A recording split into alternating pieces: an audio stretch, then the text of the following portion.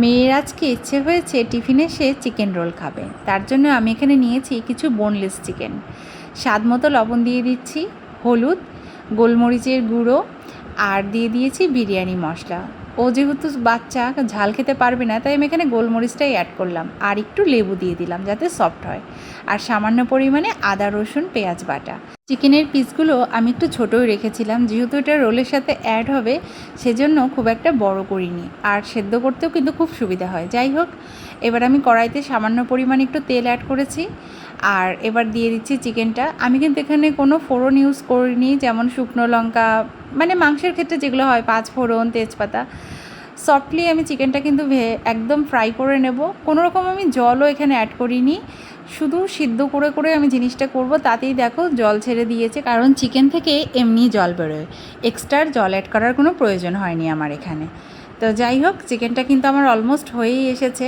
তোমরা চাইলে কিন্তু এভাবে বাচ্চাদের টিফিন করে দিতে পারো, যাদের বাচ্চারা আর কি টিফিন খেতে এরকম ঝাল ঝাল পছন্দ করে, চিকেন ভালোবাসে। আমার মেয়ে তো খুবই পছন্দ করে, ওর জন্যই করা। তো দেখো ফাইনালি আমার হয়ে গেছে। আমি এখানে সামান্য পরিমাণে একটু সস অ্যাড করে দিলাম, এতে চিলি চিকেনের মতো ফ্লেভারটা আসে আর একটু মিষ্টি মিষ্টি ভাবটা হয়, এতে বাচ্চাদের খেতে কিন্তু বেশ ভালো লাগে। তো আমার চিকেন অলমোস্ট একদম রেডি হয়ে গেছে। ফাইনাল কালারটা দেখলেই বুঝতে পারবে কতটা সুন্দর এসছে। এবার চলে যাব আমি ব্যাটারটা করতে, যেটা দিয়ে আমার রোলটা হবে। তার জন্য এখানে আমি একটা ডিম নিয়ে নিলাম সামান্য পরিমাণে একটু সাদা তেল, স্বাদ মতো একটু লবণ, আর নিয়ে নেব ময়দা। তো ময়দাটা তোমরা আটাও নিতে পারো এখানে, কিন্তু আমার মনে হয় ময়দা দিয়ে করলে ব্যাটারটা বেশ ভালো হয়, আর আমার যে রোলটা হবে জিনিসটা সফট হবে খুবই, আর বাচ্চা তো ওর সফট জিনিস খেতেই বেশি পছন্দ করবে। এখানে নিয়ে নিলাম পরিমাণ মতো জল। এবার ব্যাটারটা তোমাদের পরিমাণ মতো তোমরা নেবে, কম বেশি করে, কিন্তু ঘনত্ব কেমন হবে আমি দেখিয়ে দিলাম, তোমরা তোমাদের পরিমাণ মতো করতে পারো। তো আমি কিন্তু কড়াইতে সামান্য পরিমাণে এখানে তেল অ্যাড করেছি, বেশি তেল দেব না, দেখতেই পাচ্ছ। খুব সুন্দর হয়েছে ব্যাটারটা, খুবই সফট হয়েছে।